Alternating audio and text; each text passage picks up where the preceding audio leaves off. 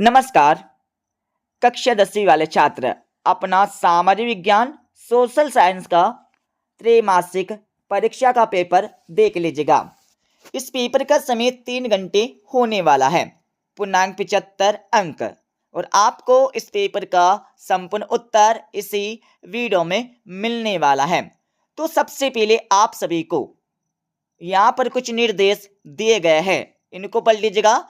इनको पढ़ने के बाद इस पेपर का हमारा पहला प्रश्न दिया है जिसमें सही विकल्प चुनकर लिखना है जो आपकी परीक्षा में 6 नंबर के आने वाले हैं।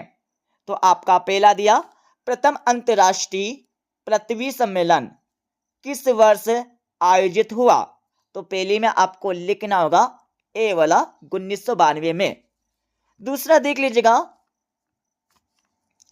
निम्नलिखित में से किस राज्य में संयुक्त वन प्रबंधन का पहला प्रस्ताव पास किया गया था?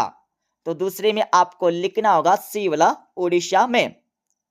तीसरा आपका दिया है, हीराकुंड परियोजना किस नदी पर बनाई गई है?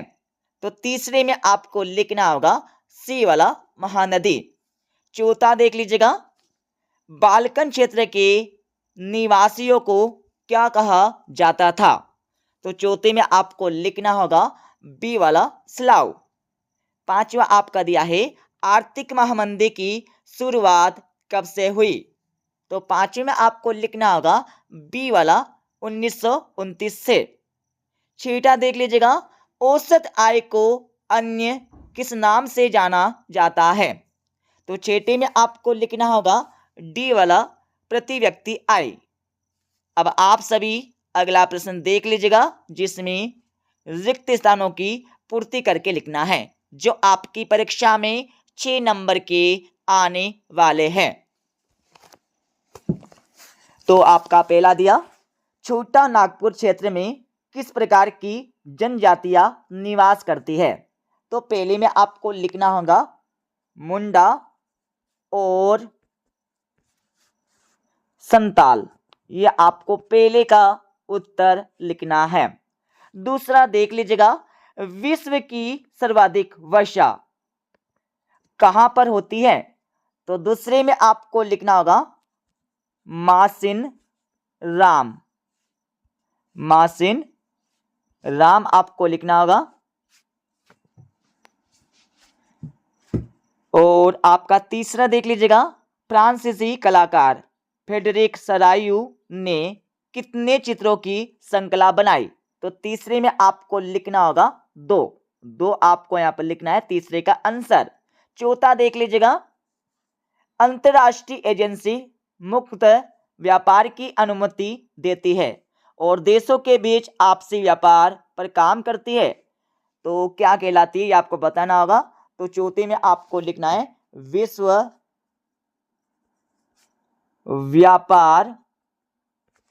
व्यापार संगठन, जिसको यहां पर WTO भी बोला जाता है। ठीक है, ये आपको लिख देना है। और पांचवा आपका दिया है, दुनिया का सबसे बड़ा लोकतांत्रिक देश कौन सा है? तो पांचवे में आपको लिखना होगा भारत। भारत आपको पांचवे का उत्तर लगाना है। छठा आपका दिया है, मानव विकास की रिपोर्ट कौन जारी करती है? तो छठे में आपको लिखना होगा, लिख लीजिएगा UNDP मानव विकास रिपोर्ट यहां पर जारी करती है। अब यहां पर देख लीजिएगा तीसरा प्रश्न जिसमें सत्य अथवा असत्य बताकर लिखना है जो आपकी परीक्षा में आने वाले 6 नंबर के। तो हमारा पहला दिया है, इटली के एकीकरण में अंतिम बाधा रोम था। तो बिल्कुल था, सत्य हो जाएगा और सत्य हो जाएगा। और इसके साथ ही आपका दूसरा दिया है, श्रीलंका में गृह युद्ध की समाप्ति 2009 में हुई। तो बिल्कुल यहाँ पर हुई थी, सत्य हो जाएगा। और आपका अगला दिया है, भारत में मुख्य निर्वाचन आयोग का कार्यालय भोपाल में है। तो बिल्कुल नहीं है, असत्य हो जाएगा। और आपका चौथा दिया है, मानव विकास सूचकांक को HDI कहते हैं। तो बिल्कुल कहते सत्य हो जाएगा। और आपका पांचवा दिया है, देश की प्रति व्यक्ति आय की गणना जनसंख्या के आधार पर की जाती है। तो बिल्कुल की जाती है, सत्य हो जाएगा। छठा देख लीजिएगा, स्थिर आय नहीं होने से काम के अवसर में कमी होती है। तो बिल्कुल होती है, सत्य हो जाएगा। अब आप सभी चौथा प्रश्न देख लीजिएगा, जिसमें सही जोड़ी बनाकर लिखना होगा। तो सही जोड़ी का मिलान कर लीजिएगा। सार्वजनिक क्षेत्र, तो इसमें आपको लिखना होगा सरकार के स्वामित्व वाले क्षेत्र। तृतीयक क्षेत्र में आपको लिखना होगा सेवा क्षेत्र। हीराकुंड बांध में आपको लिखना होगा महानदी। विमुद्रीकरण में आपको लिखना होगा 2016। हिंद स्वराज में आपको लिखना होगा 1909। इंदिरा गांधी बांध, तो इसमें आपको लिखना होगा राजस्थान। तो इस प्रकार से सही जोड़ी का मिलान हो जाएगा। अब आप सभी पांचवा प्रश्न देख लीजिएगा, जिसमें इन प्रश्नों के उत्तर एक शब्द अथवा एक वाक्य में देने होंगे, जो आपकी परीक्षा में आने वाले 6 नंबर के। तो आपका पहला दिया है, वियना की संधि कब और किसके बीच हुई, यह आपको बताना है। तो लिख लीजिएगा, इसमें आपको लिखना होगा 25 मार्च 1815 को हुई थी। किस किस के बीच हुई थी, तो लिख लीजिएगा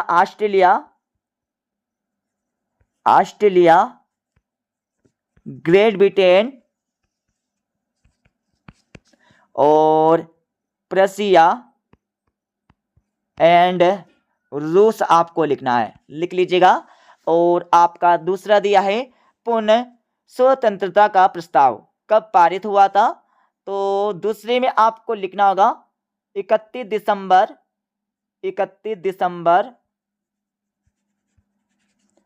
1929, ये आपको लिखना होगा दूसरे का आंसर। और आपका तीसरा दिया है G77 क्या है।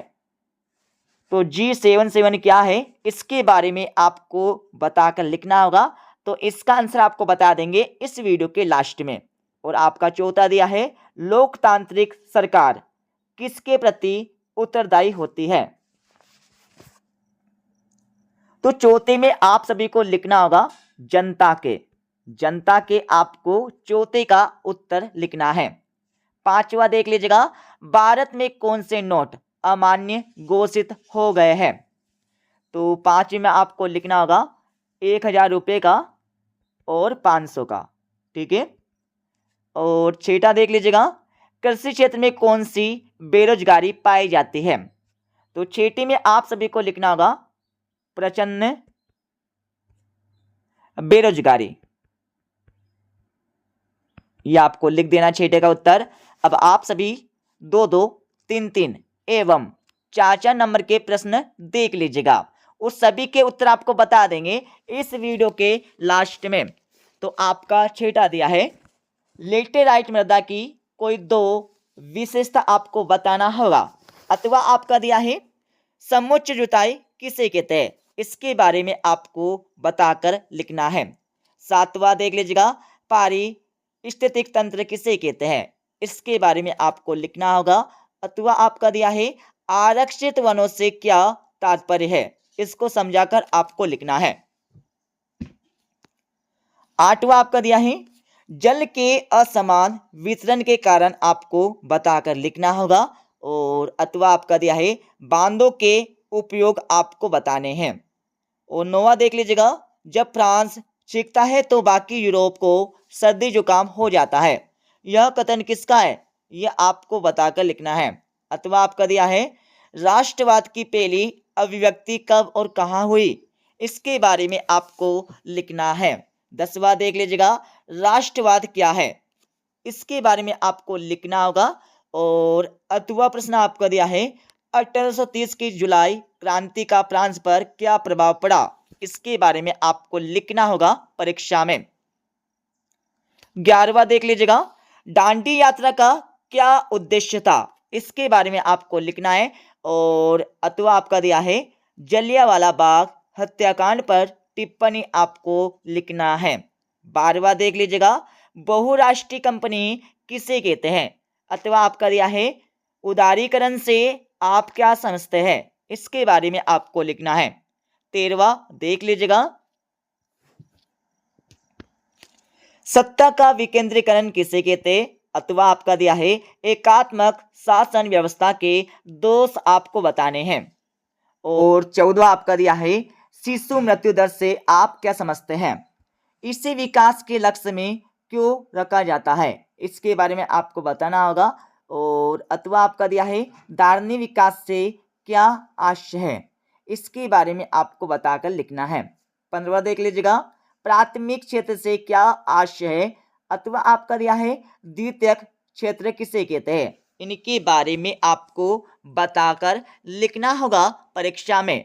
16वां देख लीजिएगा, राष्ट्रीय ग्रामीण रोजगार गारंटी अधिनियम 2005 के बारे में आपको बताकर लिखना होगा। और 8वीं में आप सभी को सार्वजनिक क्षेत्र तथा निजी क्षेत्र में अंतर बताकर लिखना है। इसके साथ ही यहाँ पर हमारा 17वां प्रश्न दिया है, ठीक है। 17वें के बाद 18वां आपका दिया, 18वें के बाद आप सभी देख लीजिएगा 19वां प्रश्न, 1929 की महामंदी का भारत पर क्या प्रभाव पड़ा, इसके बारे में आपको लिखना है। और अथवा प्रश्न आपका दिया है, सभी के आंसर आपको बता देंगे इस वीडियो के लास्ट में। 20वां आपका दिया है संघ सूची, राज्य सूची व समवर्ती सूची को समझाकर आप सभी को लिखना है। अथवा आपका दिया है क्षेत्रवाद लोकतंत्र के लिए किस प्रकार घातक है, इसके बारे में आपको लिखना है। अब आप सभी 21वां प्रश्न देख लीजिएगा, सामित्य के आधार पर संसाधनों का वर्गीकरण करके आपको लिखना है। अथवा आपका दिया है मृदा परिच्छेदिका से क्या तात्पर्य है, इसके बारे में आपको लिखना है। 22वां देख लीजिएगा, अंतिम वस्तुओं एवं मध्यवर्ती वस्तुओं में आपको प्रमुख 4 अंतर बताना है। अथवा आपका दिया है इसमें इन पर टिप्पणी आपको लिखना है, तो सभी के आंसर आपको बता देंगे। 23वां देख लीजिएगा, जिसमें भारत के मानचित्र में आपको इन सभी को दर्शाकर लिखना है। हीराकुंड बांध, सरदार सरोवर बांध, भाखड़ा नागल, चेन्नई बंदरगाह, कांडला बंदरगाह, कोलकाता बंदरगाह, छोटा नागपुर का बटार, थार का मरुस्थल।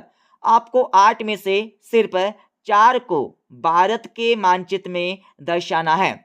आपको परीक्षा में पेपर के साथ भारत का मानचित्र मिलने वाला है, तो यहाँ पर देख लीजिएगा इस प्रकार से आपको भारत का मानचित्र मिलने वाला है।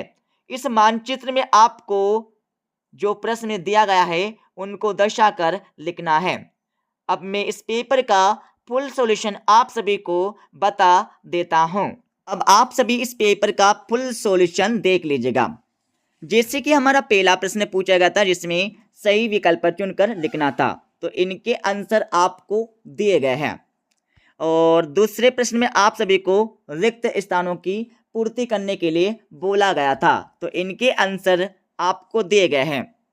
और तीसरे प्रश्न में आप सभी को सत्य एवं असत्य बताने के लिए बोला गया था, तो इनके आंसर आपको दिए गए हैं। चौथे प्रश्न में आप सभी को सही जोड़ी का मिलान करने के लिए बोला गया था, तो इनके आंसर आप सभी को दिए गए हैं, पढ़ लीजिएगा। और 5वीं का आंसर आपको यहाँ से मिल जाएगा, ठीक है। अब मैं आप सभी को बता देता हूँ 6 से लेकर 23 तक के प्रश्नों के उत्तर। तो ये हमारा 6ठे प्रश्न का उत्तर हो जाएगा। 6ठे के बाद आप सभी देख लीजिएगा 7वें प्रश्न का उत्तर। 7वें के बाद आगे हम चलने वाले हैं, तो आप सभी को मिल जाएगा 7वें प्रश्न का 8वें का उत्तर। अब आप सभी देख लीजिएगा 8वें प्रश्न का उत्तर, ठीक है। 8वें के बाद आगे हम चलेंगे, तो आप सभी को मिल जाएगा 9वें प्रश्न का उत्तर। 9वें के बाद यहाँ पर देख लीजिएगा 10वें प्रश्न का उत्तर। 10वीं के बाद आप सभी को 11वें प्रश्न का उत्तर यहाँ से मिल जाएगा। 11वीं के बाद आगे हम चलने वाले हैं, तो आप सभी को 12वें प्रश्न का उत्तर यहाँ से मिल जाएगा। 12वीं के बाद आप सभी देख लीजिएगा 13वें प्रश्न का उत्तर। 13वीं के बाद आगे हम चलने वाले हैं, तो आप सभी को यहाँ पर मिल जाएगा 14वें प्रश्न का उत्तर। 14वें के बाद आप सभी देख लीजिएगा 15वें का उत्तर। 15वें के बाद आप सभी यहाँ पर देख लीजिएगा 16वें प्रश्न का उत्तर। 16वें के बाद आप सभी को 17वें प्रश्न का उत्तर यहाँ से मिल जाएगा। 17वें के बाद आगे हम चलेंगे तो आप सभी को 18वें प्रश्न का उत्तर यहाँ से मिल जाएगा। 18वें के बाद आप सभी देख लीजिएगा 19वें प्रश्न का उत्तर। 19वें के बाद आप सभी को 19वें प्रश्न का 8वें का उत्तर यहाँ से मिल जाएगा। ठीक है, और इसके साथ ही आप सभी को 20वें प्रश्न का उत्तर यहाँ से मिल जाएगा, जिसमें संघ सूची, राज्य सूची, समवर्ती सूची को समझाकर लिखना है। और आप सभी को 20वें का 8वें का आंसर यहाँ से मिल जाएगा। 20वें के बाद आप सभी देख लीजिएगा 21वें प्रश्न का उत्तर। 21वें के बाद आप सभी को 21वें प्रश्न का 8वें का आंसर यहाँ से मिल जाएगा। 21वें के बाद आप सभी को 22वें प्रश्न का आंसर यहाँ से मिल जाएगा, जिसमें मध्यवर्ती वस्तुओं तथा अंतिम वस्तुओं में अंतर बताकर लिखना है। अब आप सभी देख लीजिएगा 23वें प्रश्न का आंसर, तो ये हमारा 23वें प्रश्न का उत्तर हो जाएगा, जिसमें भारत के मानचित्र में थार का मरुस्थल, बागरा नागल, छोटा नागपुर का पठार, हीराकुंड और नागार्जुन सागर, इन सभी को दर्शाकर लिखना है। तो इस प्रकार से आपको परीक्षा में भारत के मानचित्र में इन सभी को दर्शाना है। तो इस प्रकार से हमने इस पेपर का फुल सॉल्यूशन बता दिया है। ठीक है, मिलते अगले वीडियो में।